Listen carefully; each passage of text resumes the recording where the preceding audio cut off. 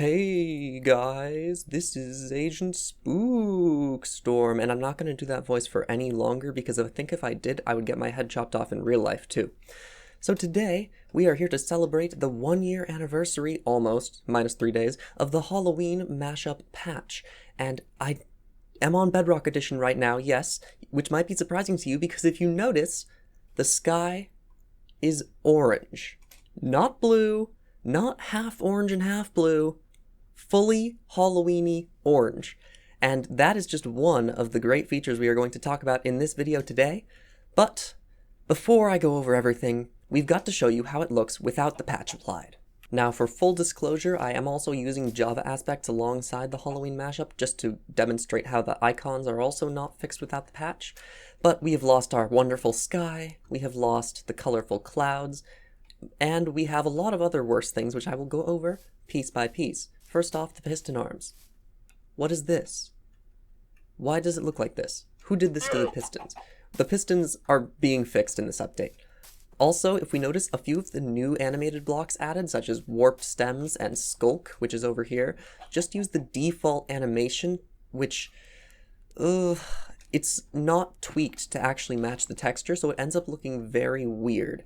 No one blinks like this. Also, I feel like if you were in an ancient city for real, you're going to have an epileptic seizure because of how bright this is and how flickering it is. Like, who decided this?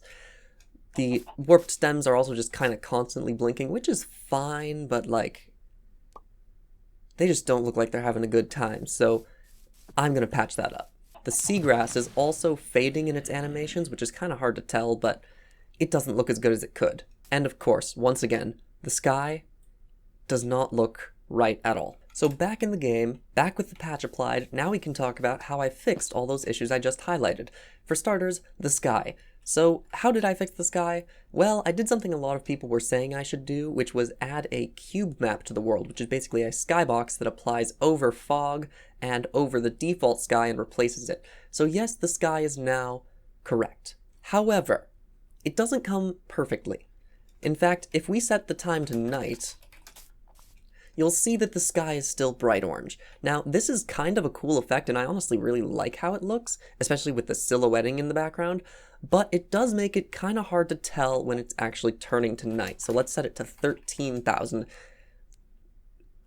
Let's set it to 12,000, and you can see it's getting dark, but you can't really tell because the sky is just as bright as normal.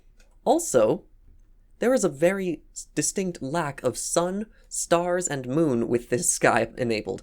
So if you want to, well, there are technically 2 new pack options, we'll talk about that later, but there is a new pack option to disable this sky if you don't want the orange and you want to see the sun again. I would really just say stick with the sky. It's so nice. Other improvements? If we see over here, I'm going to chase these clouds because the clouds now have Halloween shapes in them. This was an old feature on Console Edition that I never even noticed, but someone pointed it out to me on Twitter, so I just had to add it. If you notice here, we've actually got a big pumpkin in the sky.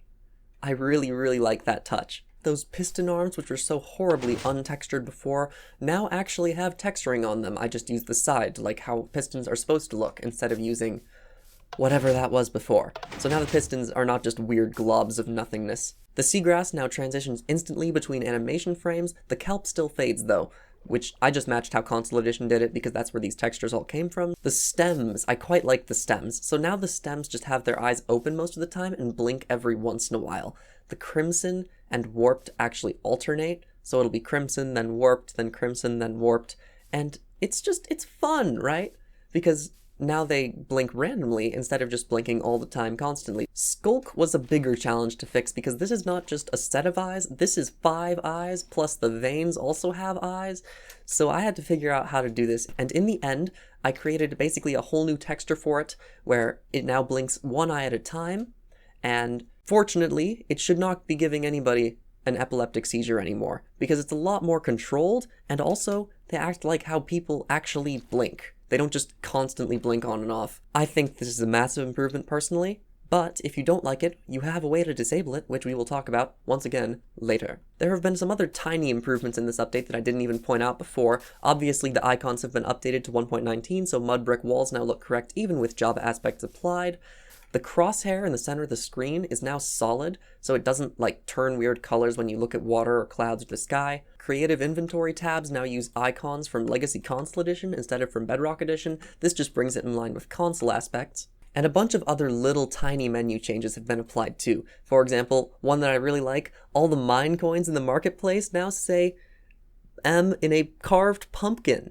Just look at that. It's like they're all pumpkin themed. I don't know why I like that.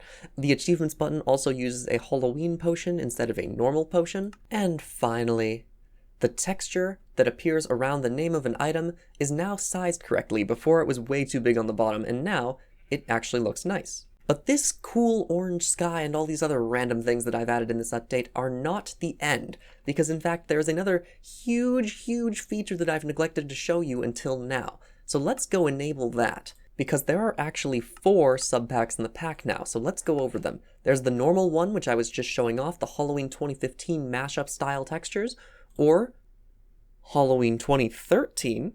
What is this? We'll talk about this soon. Then, of course, if you don't want the orange sky, you can use the normal sky options, which turn the sky back into their kind of boring bluish-orange state. But you do get to see the sun and stars with it. So what is this Halloween 2013 classic style? Well, I need to give you guys a little history lesson. On Minecraft Xbox 360 Edition, in 2013, they gave away a free Halloween texture pack, the first texture pack ever. This texture pack was later reused for the Halloween mashup, and then it was updated in a few other random ways too. So this 2013 texture pack was kind of forgotten. The main difference in the Halloween 2013 texture pack compared to the 2015 mashup is the 2013 texture pack had a completely unique set of menus. And now, with the mashup patch, you can bring that unique set of menus back to Bedrock Edition.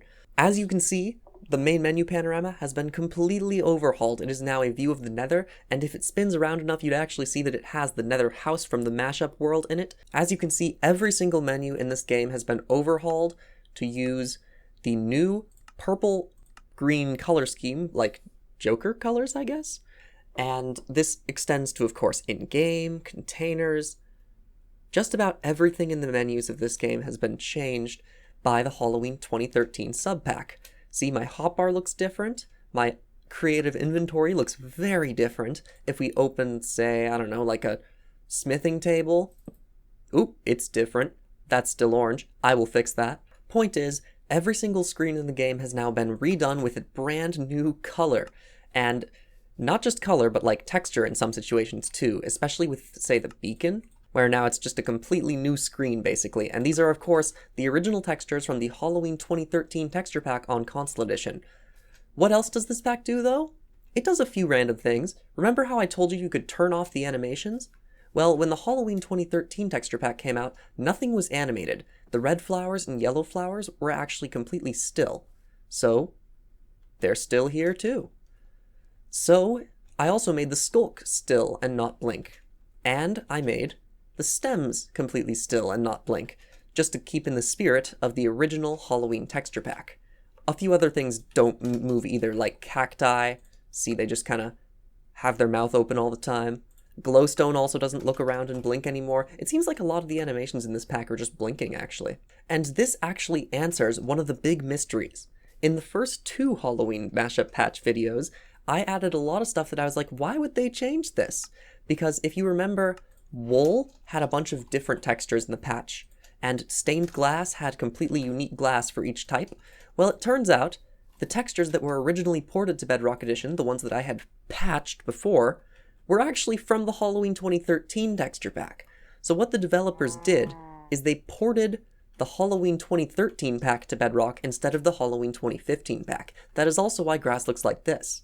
So the patch has kind of separated the 2015 features to the 2015 menus, and the 2013 features to the 2013 menus. So now you will always match the Console Edition age of your pack. Speaking of completely random changes that I don't even know why are in the 2013 texture pack, they changed all the paintings between that and now.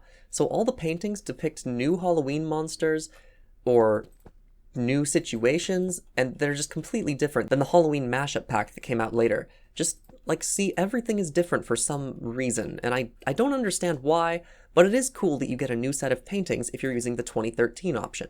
And lastly, the Halloween texture pack actually doesn't have its own music. It just used the default Minecraft music. So when you're using this pack option, the spooky Halloween music does not play. You just get the normal Minecraft nice music. So if you didn't like the music before, now you can enjoy it as normal, but also get spooky textures. Anyways, guys, that is going to be the end of this Halloween mashup patch showcase.